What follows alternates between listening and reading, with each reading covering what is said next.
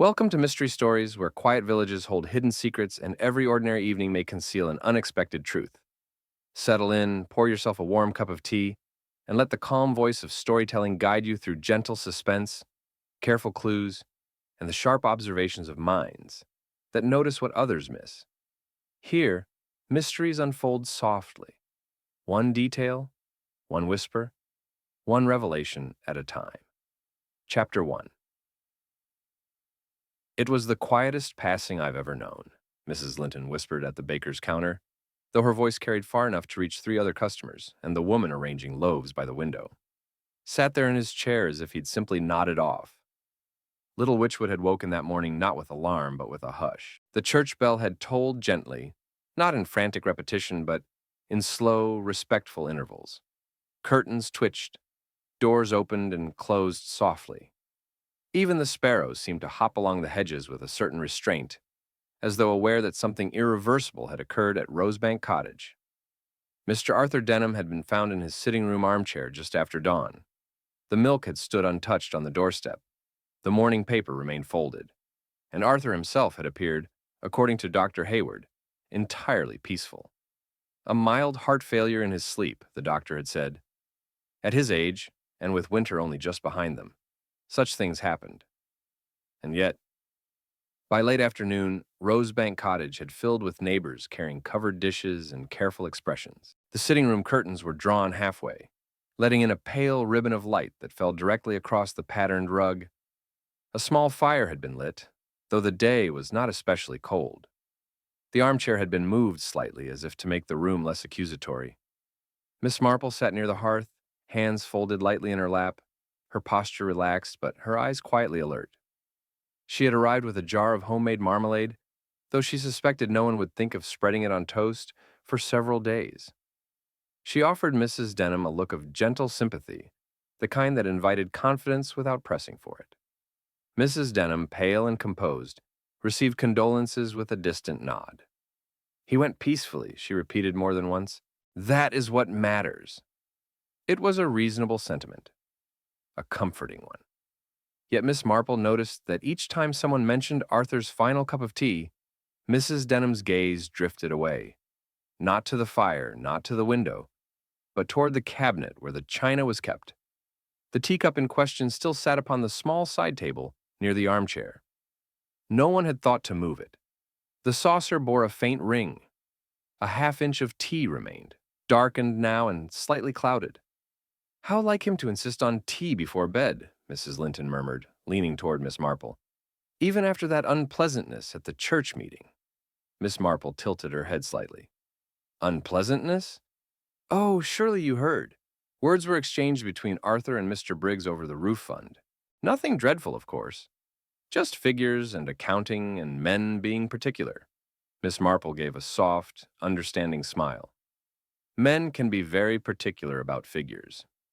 Across the room, Mr. Harold Briggs stood stiffly near the mantel, his collar buttoned too tightly for comfort. He dabbed at his forehead, though the room was temperate. When Mrs. Denham's eyes met his, there was something fleeting there, something not quite shared grief. Miss Marple's gaze drifted to the mantel clock. It had stopped. The hands rested at 10 minutes past 9. Curious. Several villagers had already mentioned that Arthur had retired early, closer to 8:30, after complaining of fatigue. Yet here was the clock suggesting a later hour. She rose slowly, as if merely adjusting her shawl, and drifted toward the side table. Such a cozy arrangement, she said softly, glancing at the teacup. Arthur always did prefer this chair, didn't he? Mrs. Denham nodded, but her fingers tightened around the handkerchief she held. Miss Marple leaned ever so slightly, as though admiring the embroidery on the tablecloth. That was when she saw it. Along the edge of the saucer, barely visible against the glaze, was a faint, white residue. Not sugar. Sugar dissolved more cleanly. This was powdery, uneven, as though hastily wiped but not entirely erased. She did not touch it. She did not even allow her gaze to linger. Instead, she straightened and said in a conversational tone, One always feels grateful when a loved one does not suffer. Yes, Mrs. Denham replied quickly, too quickly. The afternoon continued in its gentle way. Sponge cake was sliced, tea was poured, fresh tea from a different pot. Evelyn Porter, the niece from Brighton, sat near the window in a dark blue coat that seemed too fashionable for village morning.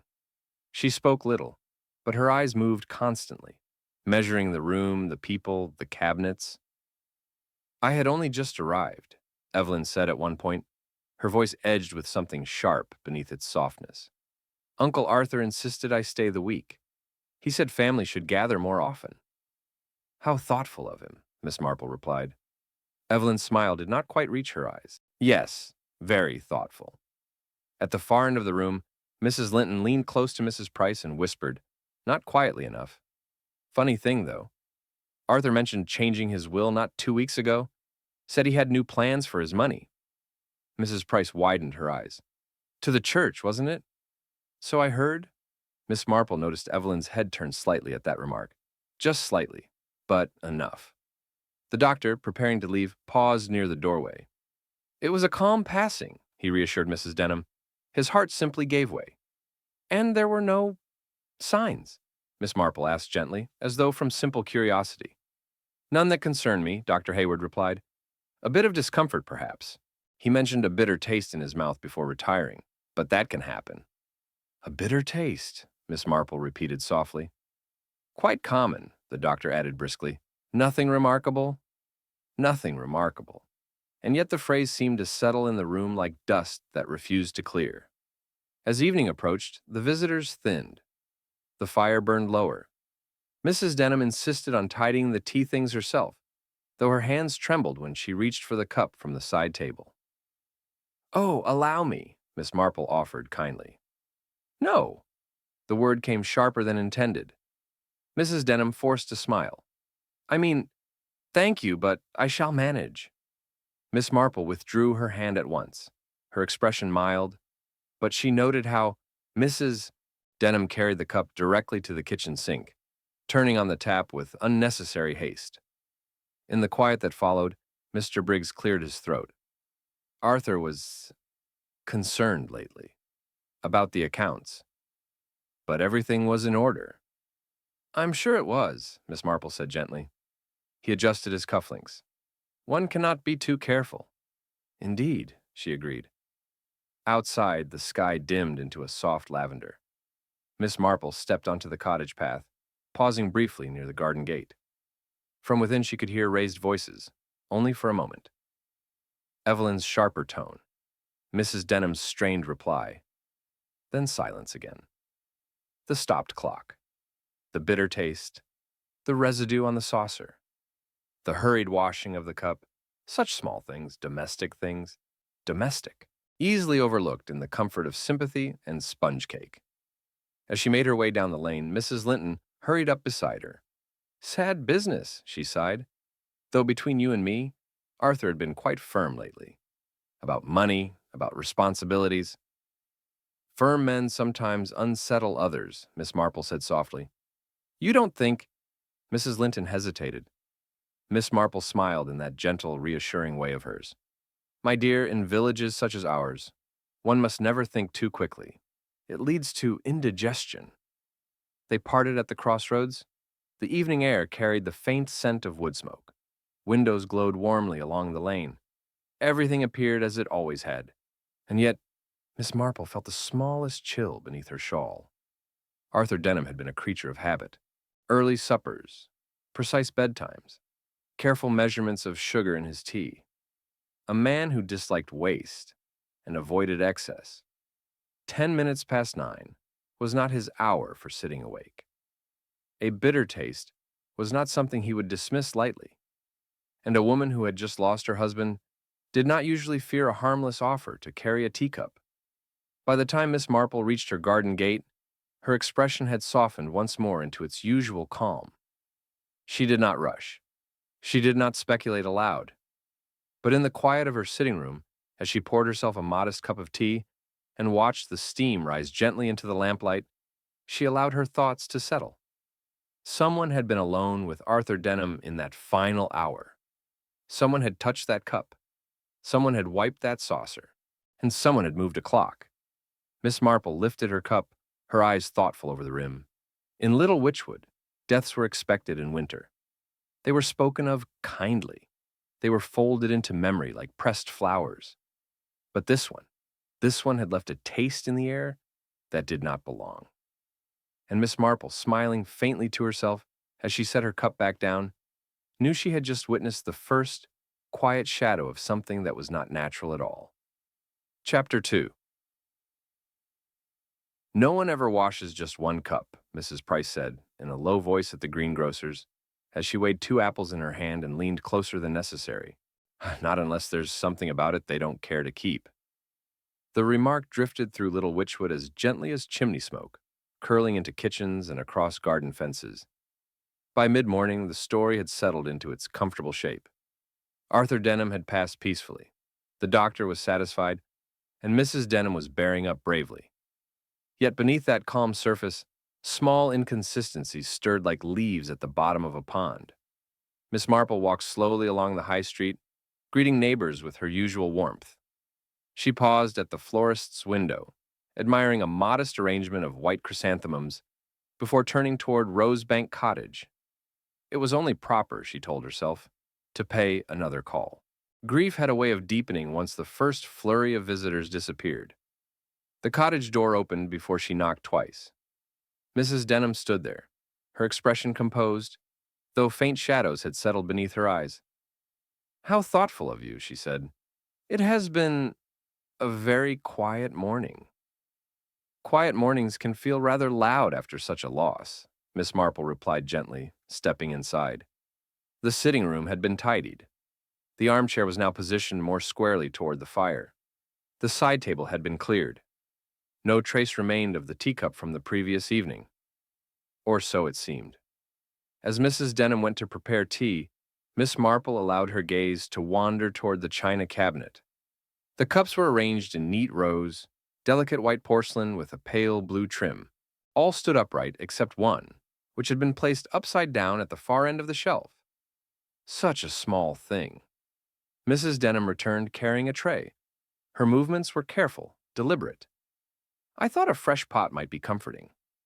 "How kind," Miss Marple said, settling into her seat. As tea was poured, Miss Marple noticed something else. The sugar bowl had been moved from its usual place near the edge of the tray to a position almost hidden behind the teapot. Mrs. Denham added 2 spoons to her own cup without tasting it first.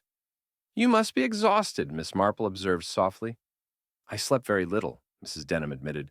"The house feels different." "Of course it does." There was a pause. The clock on the mantel ticked steadily now, wound again, restored to order. Miss Marple glanced at it briefly. "It stopped last night," she said mildly. Mrs. Denham's hand trembled ever so slightly as she set down the sugar spoon. "Yes, I must have forgotten to wind it." How easily such things slip the mind.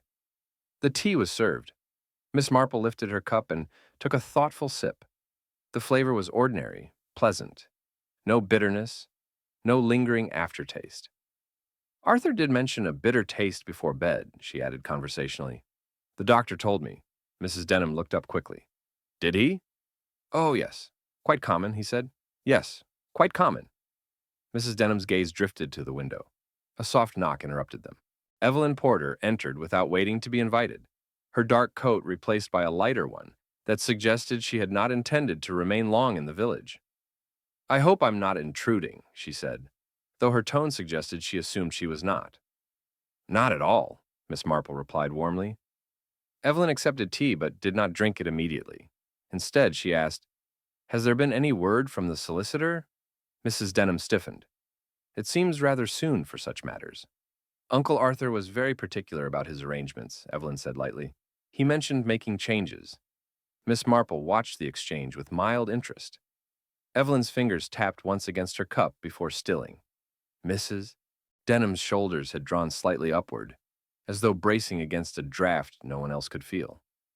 "Arthur believed in order," Miss Marple said gently. "He disliked leaving things unsettled."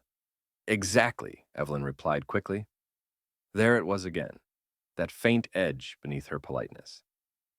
As the conversation shifted to more neutral topics, Miss Marple's gaze returned to the cabinet. That single inverted cup seemed almost to declare itself.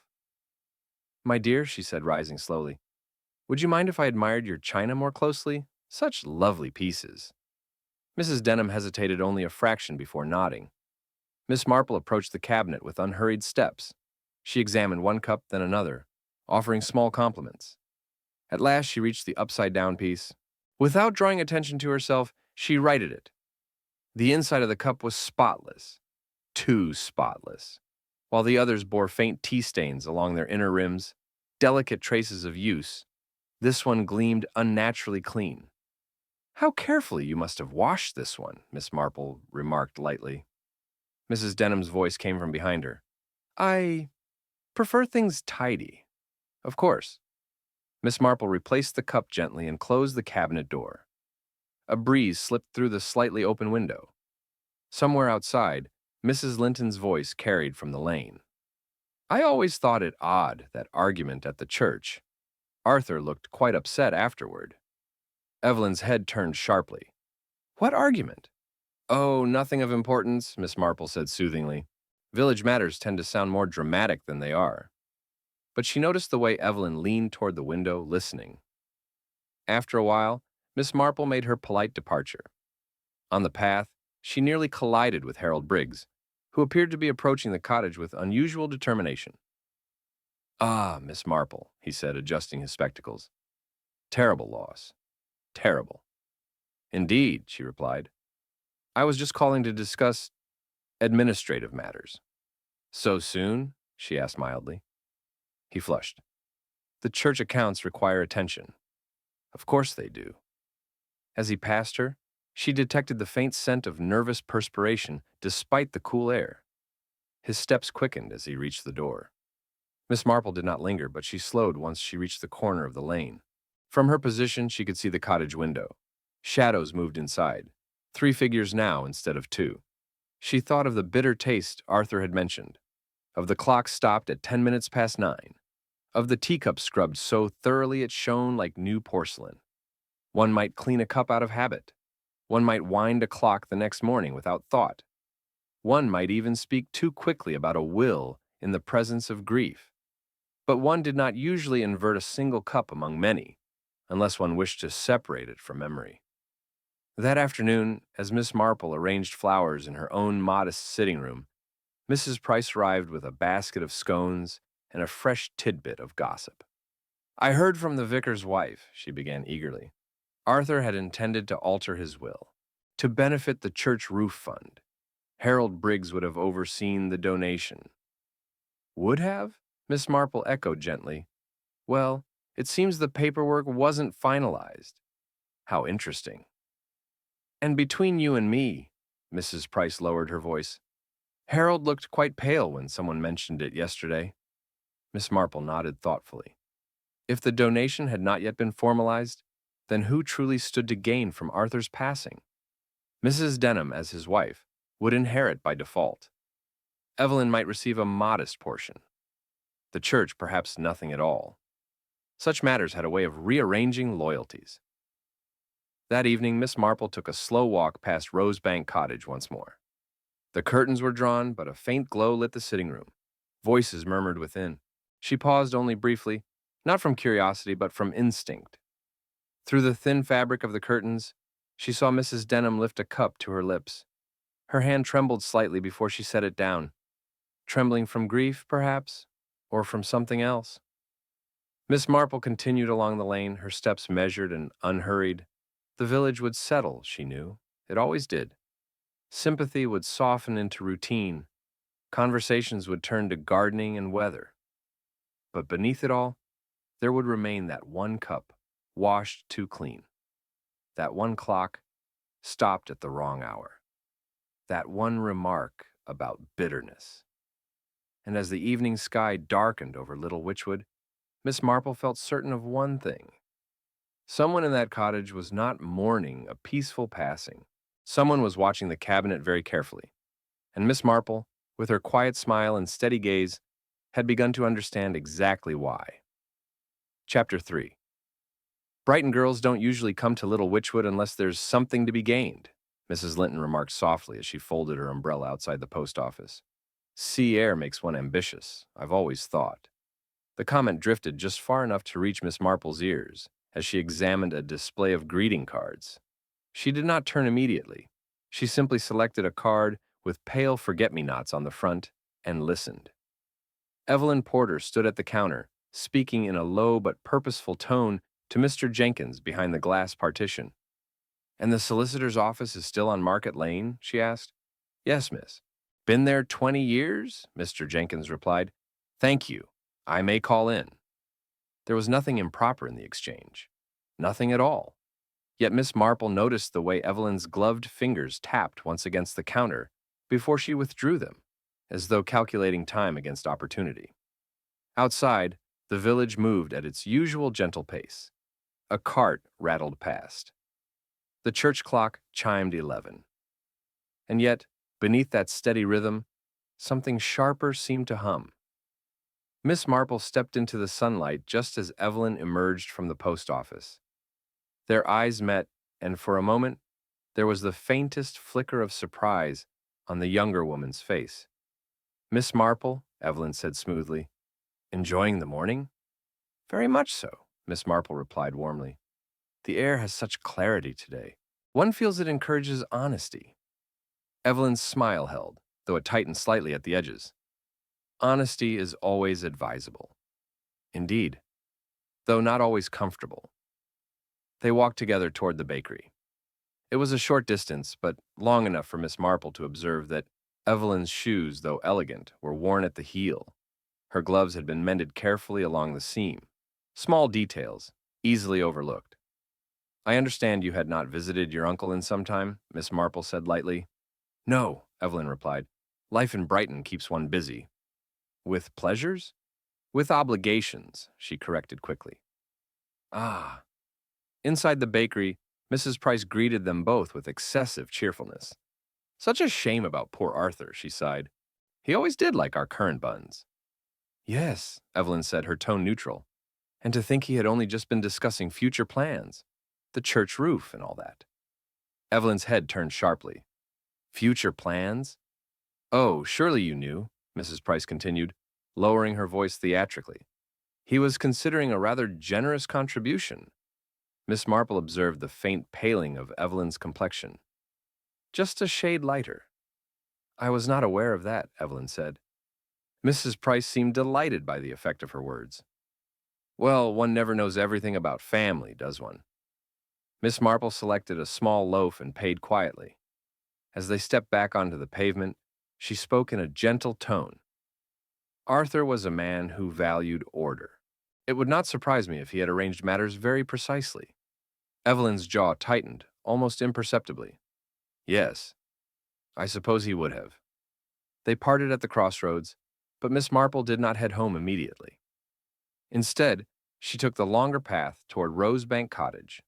From a distance, she saw Harold Briggs exiting the gate, his expression strained. He paused when he saw her. "Good morning," he said stiffly. "Good morning, Mr. Briggs. You look as though the accounts have grown heavier." He forced a laugh. "Merely responsibilities." "Responsibilities can feel quite weighty when one fears they may be misunderstood." His eyes flickered. "Misunderstood? In villages, appearances often matter more than facts." He cleared his throat. "Everything regarding the church fund is perfectly in order." "I'm sure it is," she replied calmly.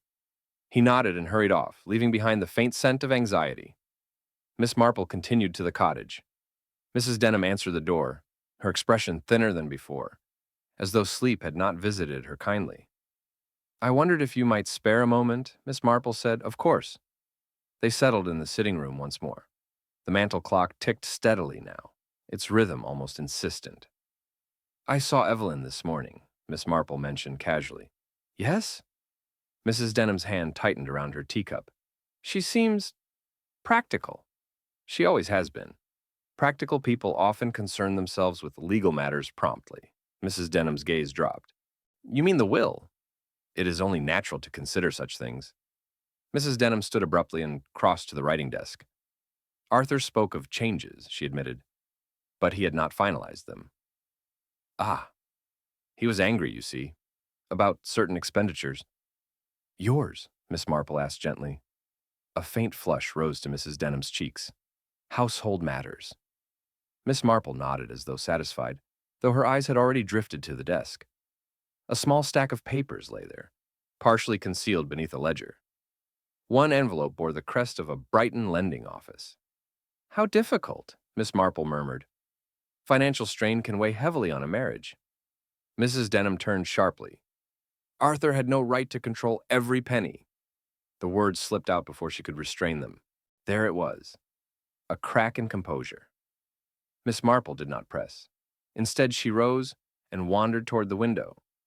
Outside, the hedges stirred gently in the breeze. The garden shed door stood slightly ajar. Arthur seemed in good health, she said thoughtfully. The doctor mentioned no serious concerns. He complained of fatigue, Mrs. Denham replied quickly. Did he? Yes. He said the tea tasted odd that night. Miss Marple turned slowly. Odd? Bitter, I think. And yet he drank it? Mrs. Denham hesitated. He disliked waste. Yes, he would. A soft knock interrupted them. Evelyn entered again, her presence almost too timely. I thought we might discuss arrangements, she said.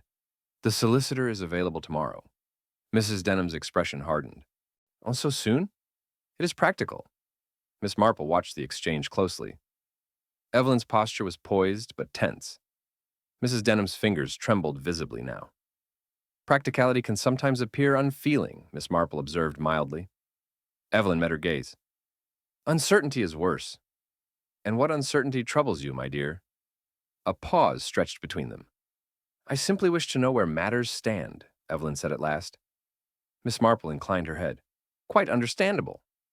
But as she prepared to leave, she noticed something else, small, domestic, but telling. On the kitchen sideboard, visible through the open doorway, sat a tin of sugar. Beside it, almost hidden, was a small folded paper packet. Its edge bore a faint white dusting, not flour, not sugar. Mrs. Denham saw her glance and moved swiftly to close the door. Tidying, she explained. Of course, Miss Marple said gently. Outside, the sky had grown overcast. A subtle chill touched the air. At the corner of the lane, Mrs. Linton appeared again, her appetite for gossip undiminished. Did you know, she whispered eagerly, that Arthur and Evelyn quarreled the night before he died? Quite sharp words, heard through the open window. How unfortunate, Miss Marple replied. Something about money and betrayal. Miss Marple's expression remained serene, but her thoughts sharpened. So, a quarrel, a bitter taste, a will not yet finalized, debts hinted at, a niece eager for clarity, a widow defensive about expenditures, and a small white packet resting too near the sugar tin. As evening fell, Miss Marple sat by her own window, watching the first lamps glow across Little Wychwood. She replayed the voices in her mind, the edge in Evelyn's tone, the resentment in Mrs. Denham's outburst, the nervous insistence of Harold Briggs. Each believed themselves cautious. Each believed their concern invisible. But people often revealed more in the handling of cups and papers than in their carefully chosen words. Miss Marple folded her hands and allowed herself a faint, knowing smile. The village might still call it a peaceful passing. The doctor might remain satisfied. But someone in Rosebank Cottage had been listening very closely to Arthur Denham's intentions. Someone had feared what tomorrow might bring, and as the wind stirred softly against the window panes, Miss Marple found herself wondering not who stood to gain, but who had been desperate enough to act before the will could be changed. Chapter 4. Money for the church roof has a way of making saints nervous, Mrs. Price whispered, as she rearranged hymn sheets on the small table near the vestry door, particularly when the numbers begin to shift. It was a mild Thursday afternoon, and Little Wychwood's church carried its usual scent of polished wood and old stone. Sunlight filtered through the stained glass windows in quiet bands of color, settling gently across the pews. A few parishioners lingered after the midday prayer, their voices low, their glances meaningful. Miss Marple stood near the back, appearing to admire the embroidery on a kneeler, though her attention rested elsewhere entirely. At the front of the nave, Harold Briggs was speaking in careful tones to the vicar. His posture was stiff, one hand clutching a slim leather ledger to his chest. It is all perfectly in order, he was saying. The figures are precise. Of course, Harold, the vicar replied kindly. No one doubts your diligence. No one doubted it aloud, perhaps. But Miss Marple had observed how swiftly doubt could grow in quiet soil. As the small group dispersed, she approached with a gentle smile. Mr. Briggs, I wonder if you might indulge my curiosity. Arthur once mentioned the church roof fund to me. Such an admirable endeavor. Harold's expression flickered. Yes, very admirable. He spoke with enthusiasm. Had he formalized his contribution? Harold adjusted his spectacles. It was discussed. Ah, discussed. Yes. Arthur was precise. He wished to examine every detail. Miss Marple tilted her head. And did he? Harold hesitated just long enough to be noticed. We were to meet again next week. Next week? She repeated softly. A faint sheen of perspiration had gathered along his hairline, despite the cool air inside the church. Mrs. Linton drifted closer, her curiosity barely concealed. Arthur seemed quite animated after that last meeting, she interjected. Almost upset. Harold's jaw tightened. A minor disagreement. Nothing more. About the figures? Miss Marple asked, her tone mild. The figures were correct, he said sharply. Then softer. Merely a misunderstanding. Misunderstandings often had roots. Miss Marple thanked him and stepped outside into the churchyard, where the breeze stirred gently among the headstones. She paused near Arthur Denham's freshly placed wreath. The soil was still dark and unsettled. Arthur had been a methodical man. He would not have accused anyone lightly. If there had been a disagreement over the roof fund, it would have stemmed from something tangible, an irregularity, however small. Later that afternoon, Miss Marple paid a polite call on the vicar's wife, who never objected to sharing tea and small confidences. Harold is devoted, Mrs. Clement assured her, but Arthur did raise a question about timing. Timing? Miss Marple echoed. Yes. The pledged donations had not all been recorded. Arthur wondered why certain amounts appeared delayed. How curious. Harold explained it as clerical backlog. Miss Marple stirred her tea thoughtfully.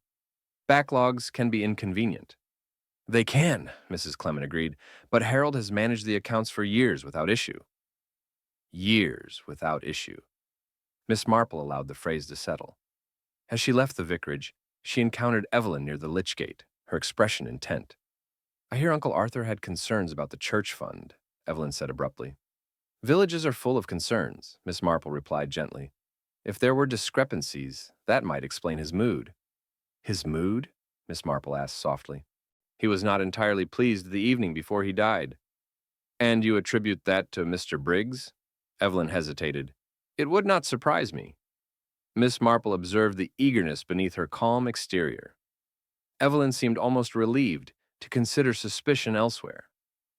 Anger can be powerful, Miss Marple said, but it rarely dissolves so easily. Evelyn's eyes narrowed slightly. What do you mean? Only that disagreements tend to linger unless resolved. That evening, the ladies' circle gathered in the small parish hall. Cups clinked. Biscuits were passed. Conversation flowed. Mrs. Linton leaned toward Miss Marple once more. Harold looked quite pale when someone mentioned the will. Did he? Miss Marple asked mildly. Yes, as though he feared something. Or as though he feared being thought to fear something, Miss Marple replied. Across the room, Harold laughed too loudly at a remark that was barely amusing. His fingers tapped against the table in restless rhythm. Miss Marple's gaze drifted to the open ledger he had brought with him. A page corner was folded down. When he rose briefly to fetch more tea, she allowed her eyes to rest upon it. Several entries were neatly recorded. Donations tallied with precision. Yet one line, Arthur Denham's promised sum, remained blank, though the date beside it had already been entered. Interesting. Why record a date without a sum? Harold returned quickly, his eyes flickering toward the ledger, before settling on Miss Marple. Numbers can be misread, he said abruptly. Indeed, she replied calmly, but ink rarely lies. His throat moved as he swallowed. As the meeting drew to a close, Miss Marple lingered outside beneath the lamplight. Harold approached her, his voice lower now. You do not suspect me of anything improper, I hope. Improper, she repeated gently. With Arthur. With the fund. My dear Mr. Briggs, she said kindly, suspicion often reveals more about the one who fears it than the one who entertains it. He looked almost wounded. I have done nothing wrong. I believe you, she replied. And she did. Harold was anxious, yes. Defensive, certainly. But his anxiety felt born of reputation rather than guilt. A man worried about appearances, not consequences. As she walked home beneath the soft glow of village lamps, Miss Marple reflected on the day's revelations. Arthur had questioned the timing of recorded donations. The pledge to the church had not been formalized. The ledger bore a blank space where his name should have stood complete. If Arthur had died before finalizing his contribution, the church would receive nothing, which meant Harold gained nothing from Arthur's death. Evelyn, perhaps, if the will favored her. But Mrs. Denham, Miss Marple slowed her steps. If Arthur had discovered something troubling within his own household finances, if he had intended to restrict or redirect funds, then time itself might have become an enemy. A bitter taste, a delayed ledger, a pledge not yet signed, not yet, and a death that occurred precisely before matters could be settled. At her gate, Miss Marple paused and looked back down the lane toward Rosebank Cottage. One upstairs window glowed faintly. A shadow moved across the curtain, restless, unsettled. In cozy villages, suspicion often traveled along predictable paths, toward money, toward pride, toward wounded ambition. But sometimes the most dangerous motive lay not in grand schemes or public disputes, but in the quiet fear of losing control within one's own home. Miss Marple adjusted her shawl and stepped inside. The church roof would eventually be repaired. The ledger would balance. The village would resume its comfortable rhythm. But Arthur Denham's final evening remained unbalanced, and somewhere between a blank entry in a ledger and a bitter cup of tea, the truth was waiting, patient, silent, and far closer to home than anyone yet dared to imagine. Chapter 5. It was such a pleasant supper, Mrs. Linton said with a thoughtful sigh, as though remembering the arrangement of flowers, rather than the final evening of a man's life. Mushroom soup, I believe. Arthur was always fond of simple things. The remark floated through the morning air, just outside the butcher's shop, where two women lingered longer than necessary over their purchases. Miss Marple, who had paused to admire a basket of early spring tulips, listened with the mild interest of someone who valued details the way others valued recipes. A supper. It had not been widely mentioned at first. Grief had eclipsed routine, and routine had concealed much. But now, as the days passed and sympathy softened into curiosity, the shape of Arthur Denham's final evening began to emerge in fragments. Miss Marple made her way slowly toward Rosebank Cottage that afternoon. The hedges were neatly trimmed. The gravel path had been swept. Order restored, at least on the surface. Mrs. Denham answered the door with visible fatigue. I won't stay long, Miss Marple assured her gently. I happen to recall that Arthur once mentioned his fondness for mushroom soup. It made me smile. Mrs. Denham blinked. Yes, he did enjoy it. And you prepared it that evening? There was the faintest pause. No. Arthur insisted on helping in the kitchen. He said he wanted everything just so. How thoughtful. They settled in the sitting room once more. The atmosphere felt tighter now, as though the walls themselves listened. I heard, Miss Marple continued softly, that Mr. Briggs and your niece joined you for supper that night. Yes, it was a small gathering. How pleasant. Mrs. Denham's hands twisted lightly in her lap. There was some discussion about the church fund. Ah. And about family matters, she added quickly. Family matters can be lively, Miss Marple said. Too lively, Mrs. Denham muttered under her breath. Miss Marple's eyes drifted to the sideboard. A folded napkin lay there, faintly stained with what might have been wine or perhaps gravy. She did not stare. She simply noticed. And after supper, she asked gently, Arthur prepared his own tea. His own? Yes. He was particular about the strength. That is interesting, Miss Marple said, her tone thoughtful rather than probing. He rarely entered the kitchen so late, I believe.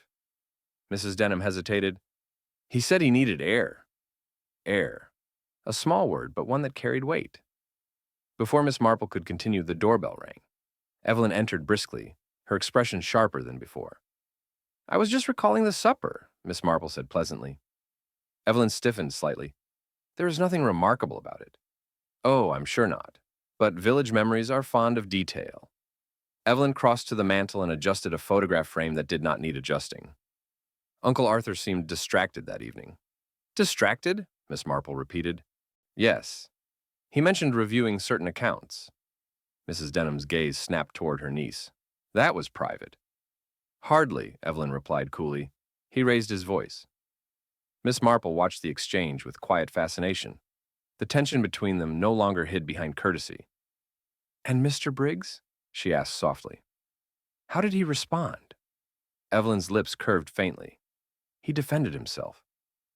Mrs. Denham stood abruptly. There was no accusation. "No." Evelyn's tone sharpened. "Then why did Uncle Arthur leave the table so suddenly?" A silence fell. Miss Marple folded her hands. "He left the table?" "Yes," Evelyn said. He rose quite abruptly and went into the kitchen. "To prepare tea," Mrs. Denham insisted. After a rather heated exchange, Evelyn added. Miss Marple tilted her head. "He must have felt unsettled." "He was angry," Evelyn said plainly.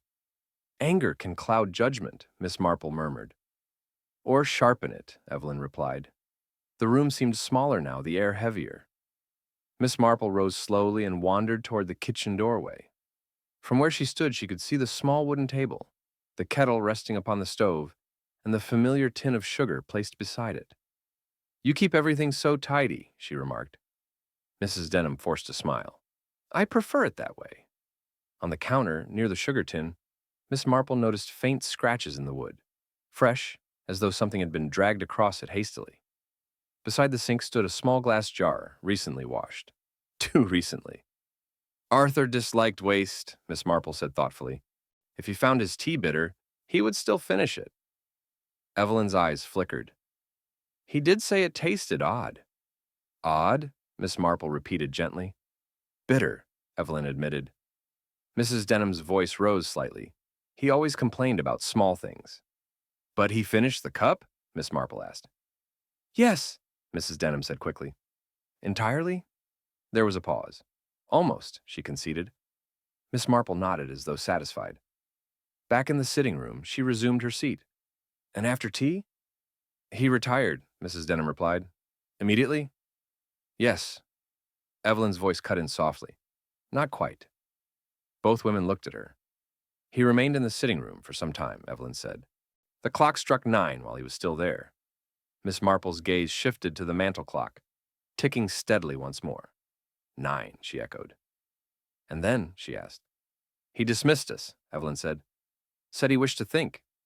"To think about what?" Miss Marple asked. Evelyn met her gaze directly. "About changing his will." The words hung in the air like a dropped glass. Mrs. Denham's face drained of color.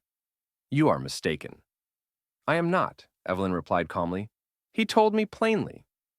Miss Marple allowed the silence to stretch just long enough to deepen discomfort. "Wills can be amended," she said softly, "but only while one lives." Mrs. Denham's breathing grew shallow. Miss Marple rose to leave soon after, sensing that the air had reached its limit of tolerance. Outside, she encountered Mrs. Price near the garden gate. "I heard raised voices that evening," Mrs. Price confided eagerly. "Quite sharp. Something about debts." "Debts?" Miss Marple repeated. "Yes. Arthur sounded most displeased." Miss Marple nodded thoughtfully. As she walked home, the pieces arranged themselves in her mind with careful precision. A supper attended by 3 individuals, each with an interest in Arthur's decisions. A heated discussion about accounts and finances. Arthur rising abruptly from the table. Arthur preparing his own tea. Arthur remarking upon its bitterness. Arthur remaining alone in the sitting room after 9.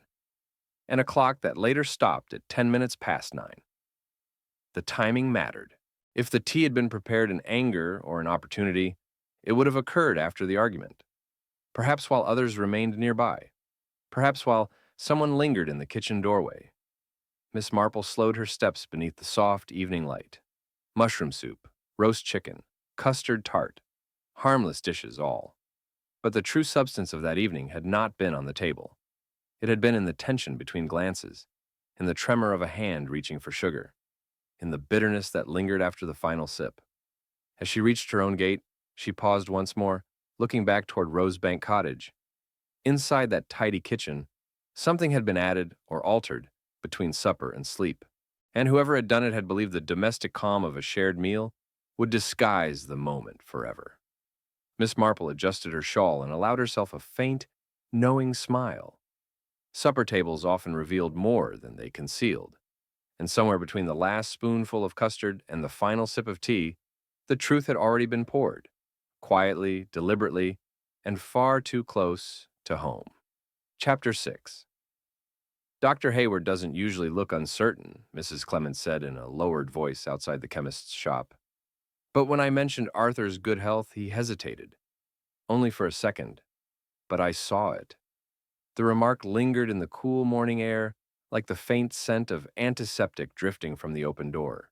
Miss Marple, who had been selecting a modest bar of lavender soap, paused ever so slightly before stepping aside to allow Mrs. Clement to pass. Uncertainty in a village doctor was no small thing. They were steady men, accustomed to coughs, sprains, and the quiet endings of long lives. Hesitation did not come easily to them. Miss Marple adjusted her gloves and made her way toward Dr. Hayward's surgery, a neat brick building with climbing ivy that seemed perpetually trimmed. She had no appointment, of course, but she carried with her a small basket of scones, a courtesy that often opened doors more effectively than questions. The doctor greeted her with polite surprise. "Miss Marple, to what do I owe the pleasure?" "I was passing by and thought you might appreciate something fresh from the oven," she replied warmly. "One cannot live on medical journals alone." He smiled, ushering her inside. They settled in his modest consultation room, sunlight falling across the desk in clean rectangles. The air smelled faintly of paper and disinfectant. "Such a sad affair, Arthur Denham," Miss Marple began gently. "The village feels rather altered without him." "Yes," the doctor agreed. "He was a dependable presence." "In good health, too," she added lightly. Dr. Hayward leaned back in his chair. "Reasonably so for a man of his years." "No serious complaints?" "Nothing beyond the ordinary." Miss Marple tilted her head slightly. "He mentioned a bitter taste the evening he passed, I believe." The doctor's fingers paused upon the edge of his desk. "Yes, a minor discomfort." "Common, you said." "Quite. And yet," she continued softly, "Arthur was not one to remark upon trifles." Dr. Hayward's expression grew thoughtful. "No, he was not." There it was again. That hesitation, faint but perceptible. "He did not call for you?" Miss Marple asked. "No. Had he done so, I might have examined him further." "Because of the bitterness?" "Perhaps," the doctor admitted, though it seemed insignificant at the time. "Of course." Miss Marple allowed the silence to settle before speaking again. "Did you notice anything unusual when you examined him?" Dr. Hayward hesitated longer now. "Unusual is a strong word." "But?" "There were no visible signs of distress. However," he paused. "Yes?" "The timing was swift." "Swift?" "Yes, if it were heart failure alone, I might have expected some indication earlier in the week." "Yet there was none?" "None that concerned me." Miss Marple rose slowly, smoothing her shawl. "One is grateful for your care, doctor. Villages rely on such steadiness." He nodded, though his gaze lingered thoughtfully on the closed door after she departed. Outside, the day had turned brighter, though the air retained a certain sharpness. Miss Marple walked toward Rosebank Cottage, her thoughts moving carefully. If Arthur's passing had been swift, too swift, then whatever had caused it must have acted efficiently. Something ingested, perhaps. Something disguised within familiarity. At the cottage, she found Mrs. Denham in the garden, trimming a rosebush with unnecessary force. "You are keeping busy," Miss Marple observed gently. "It helps," Mrs. Denham replied without looking up. "I spoke with Dr. Hayward this morning." The shears paused midair. "Oh?" "He mentioned Arthur had been in good health." Mrs. Denham resumed cutting. "Appearances can deceive." "Yes," Miss Marple agreed softly. They can. She let her gaze drift toward the small wooden shed at the edge of the garden. The door stood slightly ajar, as it had on previous days. Rats have been troublesome this season, I hear, Miss Marple remarked casually. Mrs. Denham's shoulders stiffened. Yes, near the hedges. Such creatures can be persistent. They can, Mrs. Denham replied tightly. Miss Marple wandered toward the shed without hurry. May I? If you wish. Inside, the air carried a faint, sharp odor. Gardening tools hung neatly on hooks. A small tin rested on a shelf near the door. Its label was turned outward. Rat poison. Miss Marple stepped closer, her expression mild. The lid was not fully secured. A fine dust clung to its rim. Recently opened? She asked gently. A week ago, Mrs. Denham said from behind her. The gardener recommended it? How sensible. Miss Marple touched nothing. She simply observed. The powder inside was pale, not unlike sugar if one were not paying close attention. Arthur disliked waste, she said thoughtfully. He would not have left such things carelessly open. Mrs. Denham's breath seemed to catch. He never came in here. Of course not. Miss Marple stepped back into the sunlight. At that moment, Evelyn appeared at the gate, her expression taut. I was looking for you, she said to Mrs. Denham. The solicitor confirmed the appointment.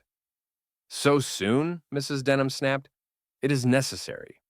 Miss Marple watched them both carefully. Evelyn's impatience had sharpened into something almost brittle. Mrs. Denham's composure frayed visibly now, like thread pulled too tight. Uncle Arthur intended changes, Evelyn continued. You cannot know that, Mrs. Denham retorted. He told me plainly. Miss Marple intervened softly. Intentions often shift, my dear, particularly when finances are involved. Evelyn's gaze flickered. Finances? Yes, Miss Marple said lightly. Arthur was reviewing accounts the night he passed. A shadow crossed Evelyn's face. He accused no one. No, Miss Marple agreed. But he was unsettled. Mrs. Denham turned away abruptly. I will not discuss this further. The tension between them hummed like a wire pulled taut. Later that afternoon, Miss Marple encountered Mrs. Linton near the green.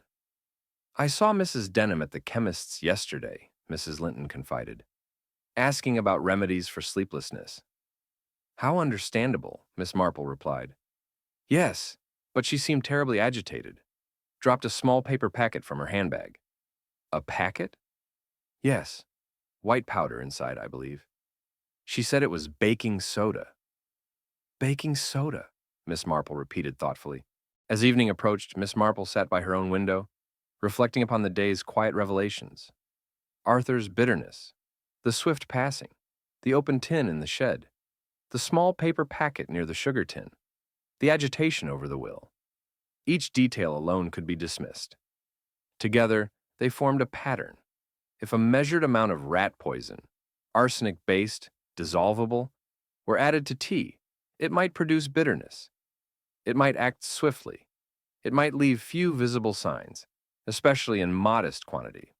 And if one were to disguise the act within the ordinary ritual of preparing tea, a ritual so domestic, so trusted, who would question it? Miss Marple's expression remained serene, but her thoughts sharpened. Someone had known precisely where the poison was kept. Someone had known Arthur would drink his tea, regardless of taste. Someone had acted within the safety of familiar walls. As dusk settled over Little Wychwood, a faint light flickered in the upper window of Rosebank Cottage.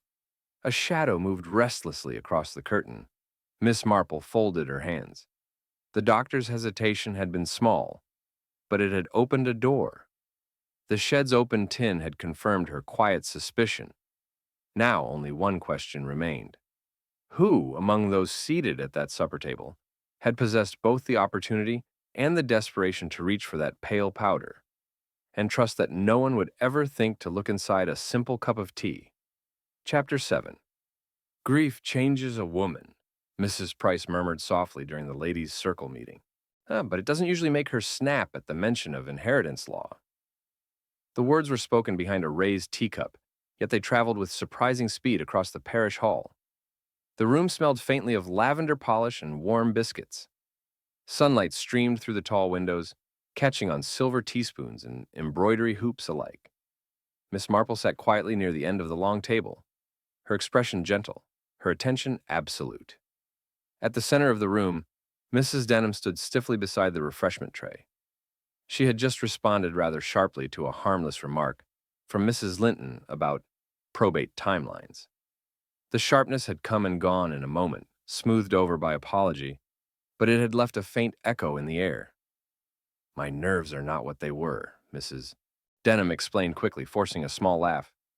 "Of course," Mrs. Linton said, though her eyes gleamed with interest. Miss Marple observed the tremor in Mrs. Denham's hands as she poured tea. Not a dramatic tremor, not theatrical, but constant. Across the room, Evelyn Porter watched in silence. Her posture was composed, her gaze steady, though there was something in her stillness that suggested calculation rather than sorrow. The solicitor had visited that morning. News traveled swiftly in Little Wychwood. Mrs. Price leaned closer to Miss Marple. "It seems Arthur never finalized the donation to the church." "Did he not?" Miss Marple replied mildly. "No. The pledge was discussed, but the paperwork was incomplete." "And the will?" Miss Marple asked softly. "Leaves everything to Mrs. Denham." "Everything." Miss Marple allowed herself a small nod. "So, the church would receive nothing." Harold Briggs's anxiety, then, was rooted not in guilt, but in fear of misplaced suspicion. His reputation, not his freedom, had been at stake. Evelyn, too, had hoped for something. That much was clear. Yet, if the will named Mrs. Denham's sole beneficiary, then Evelyn's impatience was merely that. Impatience, not success. The tea continued. Conversation drifted toward flowers, toward weather, toward recipes. But beneath the ordinary topics ran a thin current of unease. Mrs. Denham laughed too loudly at one remark, then fell silent at another. Her eyes darted toward the door each time someone entered, as though expecting an interruption. Miss Marple rose quietly and crossed the room. "You are managing admirably," she said kindly. "I must," Mrs. Denham replied. "There is so much to settle." "Yes, financial matters can feel overwhelming." Mrs. Denham's lips pressed thin. "Arthur was very strict about money, so I understand. He disliked indulgence." "Many careful men do." Mrs. Denham's hand tightened around the teapot. "He discovered certain debts recently." "Ah," Miss Marple murmured. "He threatened to restrict my allowance entirely," she continued, her voice dropping lower. "As though I were a child." Miss Marple's gaze remained calm. "That must have felt humiliating." "It was," Mrs. Denham said sharply. "There it was. Not grief, not sorrow. Resentment." Across the hall, Evelyn rose and approached. "I believe Uncle Arthur intended to revise matters further," she said coolly. Mrs. Denham's eyes flashed. "You believe too much." "I only repeat what he told me." Miss Marple watched them both carefully. "He told you," she said softly, "that he meant to change the will?" "Yes," Evelyn replied without hesitation. "And did he mention when?" "The following week." Miss Marple's eyes drifted briefly to Mrs. Denham. "The following week." Arthur had not yet acted. He had only intended. Time had stood between intention and execution, and time had been cut short. A subtle silence fell over the trio. "My dear," Miss Marple said gently to Mrs. Denham, "you must find this all very exhausting." Mrs. Denham's composure wavered. "I have not slept properly since that night." "That night can feel very long in memory," Miss Marple replied. Evelyn's voice sharpened. "It was long enough." All three women fell quiet. After the meeting dispersed, Miss Marple walked slowly toward Rosebank Cottage. The afternoon light cast long shadows across the gravel path. Inside the sitting room, she found Mrs. Denham alone, seated in Arthur's former armchair.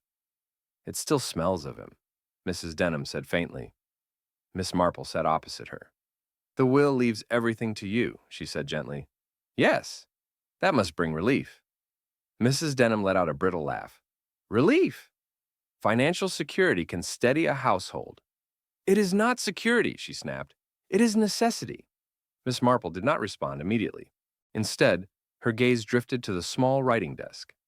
A stack of unopened letters rested there, several bearing unfamiliar crests. "Debt collectors can be persistent," she said quietly. Mrs. Denham froze. "You know nothing about my affairs." "No," Miss Marple agreed softly. "Only what I observe A faint tremor returned to Mrs. Denham's hands. Arthur discovered them, she whispered at last. The debts. He was displeased. He was furious. And he intended to act? Yes. Miss Marple leaned back slightly. So, the following week would have brought change? Yes. Change that would have left you constrained. Mrs. Denham's breath grew uneven. You make it sound dreadful. Desperation can feel dreadful, Miss Marple replied gently. The room felt smaller now. He always kept rat poison in the shed, Mrs. Denham said suddenly, as if the thought had slipped from somewhere deep and unguarded. Miss Marple did not move. Yes, she said softly, for the hedges. Of course. It was easily accessible. Yes. Mrs. Denham pressed her hands together tightly. I never meant... She stopped. Miss Marple's voice remained warm, almost maternal. Intentions can unravel in moments of fear. Mrs. Denham's eyes filled with tears, but not the gentle tears of mourning. I only wanted time, she whispered. And you believed you could secure it. Silence fell between them. Outside, the wind stirred softly against the window panes. You wiped the saucer too quickly, Miss Marple said at last, her tone almost regretful. A faint trace remained. Mrs. Denham's composure cracked entirely. He would have ruined me, she cried. Public disgrace. Every letter exposed. And so you chose a quieter end. I only added a little, she whispered, enough to frighten him. I did not think... But arsenic does not negotiate, Miss Marple said gently. The clock on the mantel ticked steadily, indifferent. You moved it, Miss Marple continued, to suggest a later hour. But Arthur was still awake at 9. Mrs. Denham lowered her face into her hands. It was the only way, she murmured. Miss Marple rose slowly. It is rarely the only way, she said softly. But fear can narrow the view. A faint knock sounded at the door. Evelyn stood there, her expression alert. Miss Marple met her gaze calmly. It seems, she said gently, that the truth has been waiting in this house all along. Mrs. Denham's sobs filled the room now, low and broken. The tidy cottage, the polished china, the careful garden, all of it had concealed a single moment of desperate calculation. Miss Marple stepped toward the window, looking out at the quiet lane beyond. In Little Wychwood, the greatest dangers did not arrive with strangers or storms.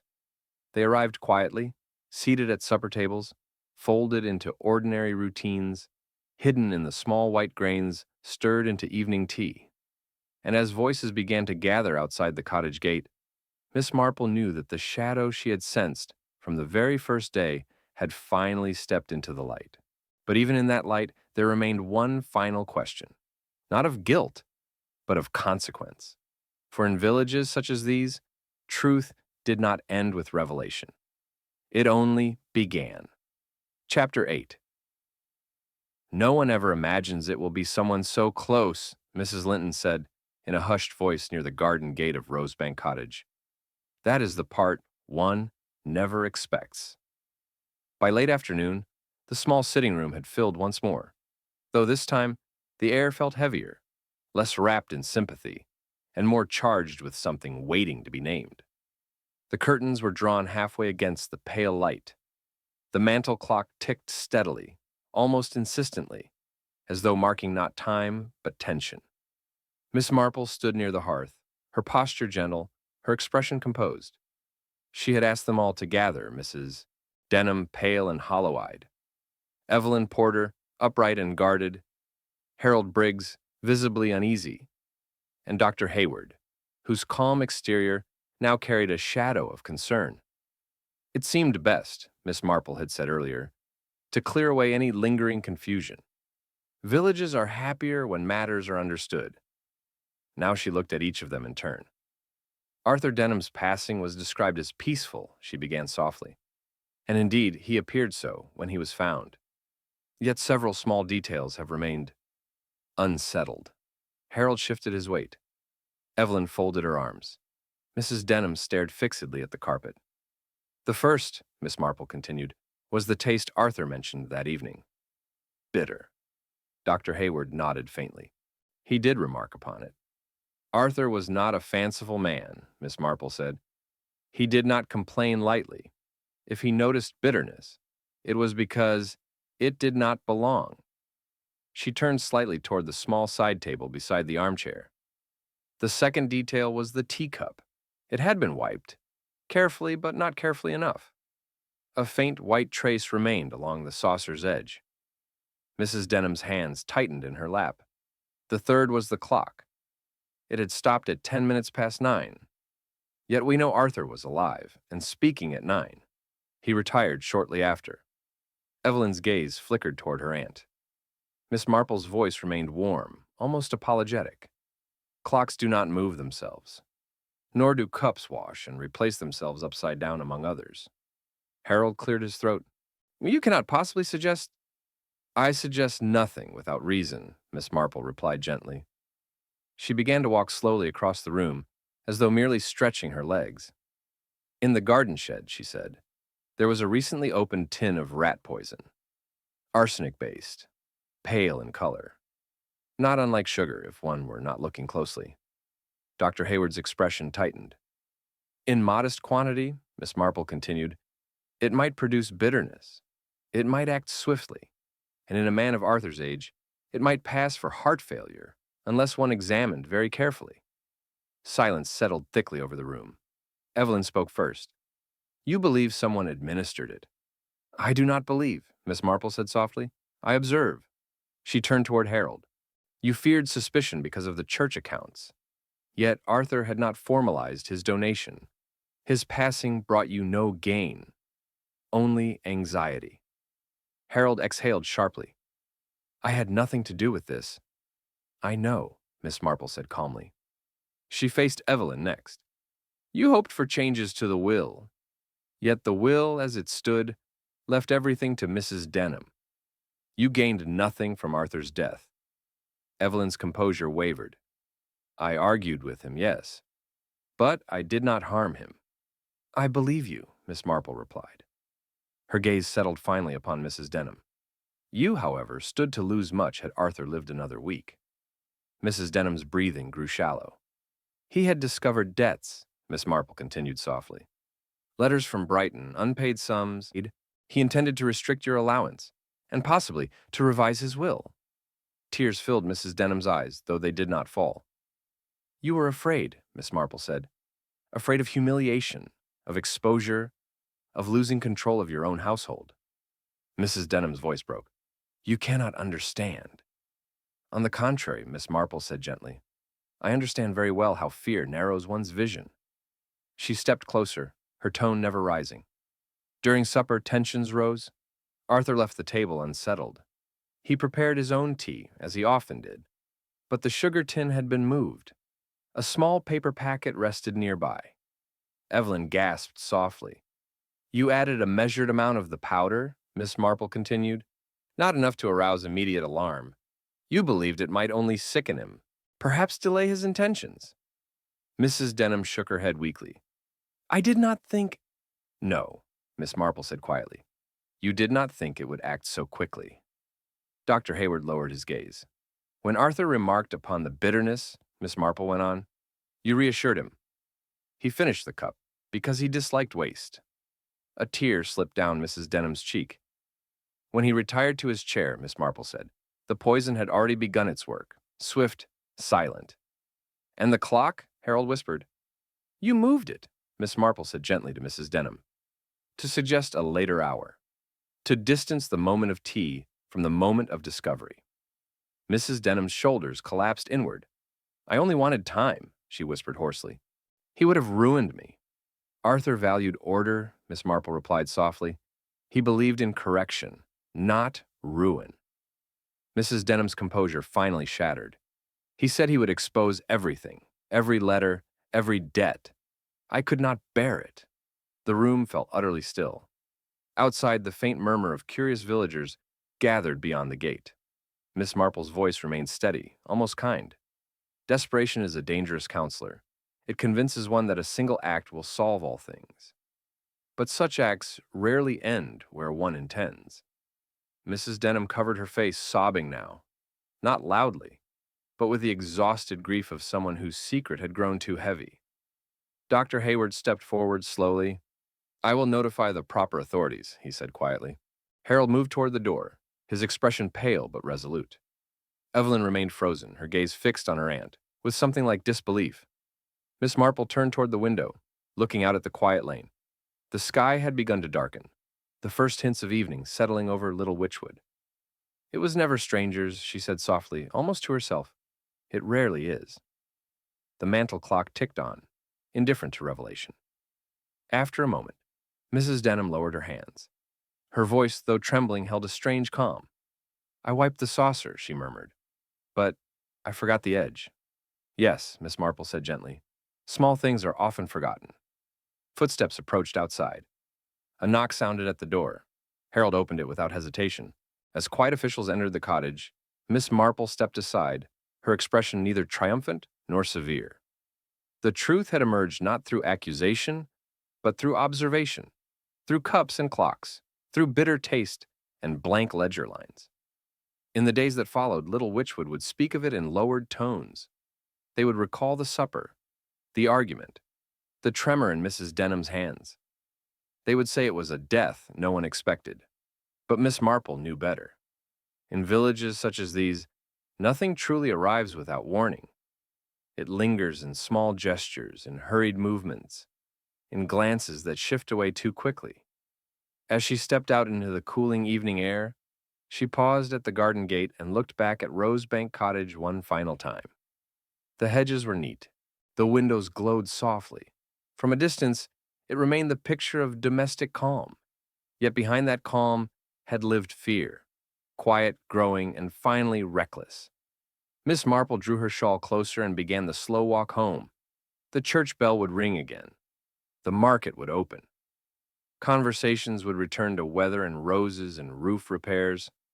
Life in Little Wychwood would settle, as it always did.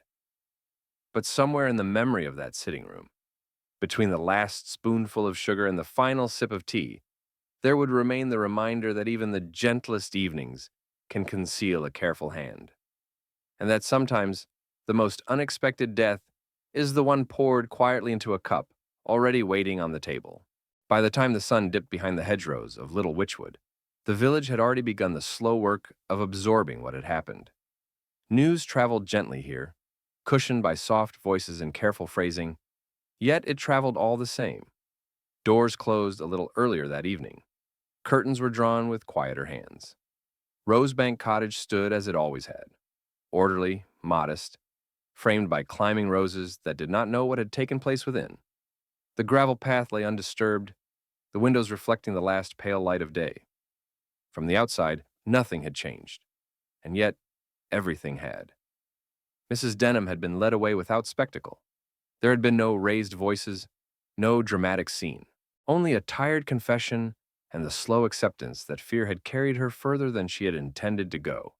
In the end, it had not been anger that undid her, nor cruelty. It had been desperation, quiet, growing, and finally blinding. Harold Briggs retreated into his ledgers, determined to restore not only the church accounts, but also his reputation.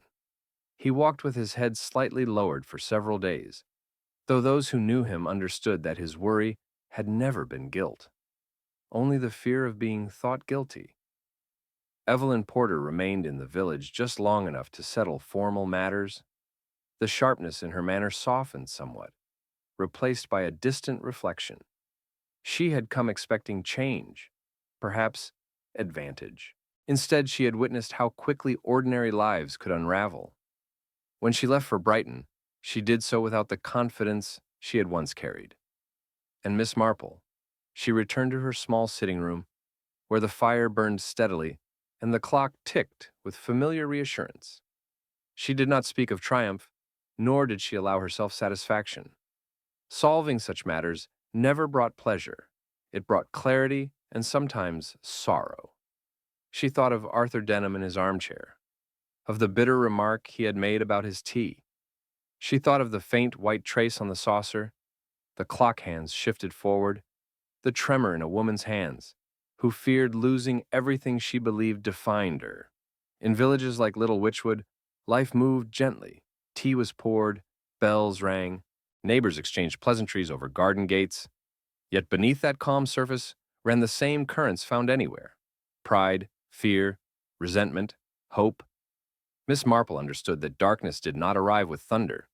It arrived quietly, often dressed in ordinary clothing, seated at familiar tables.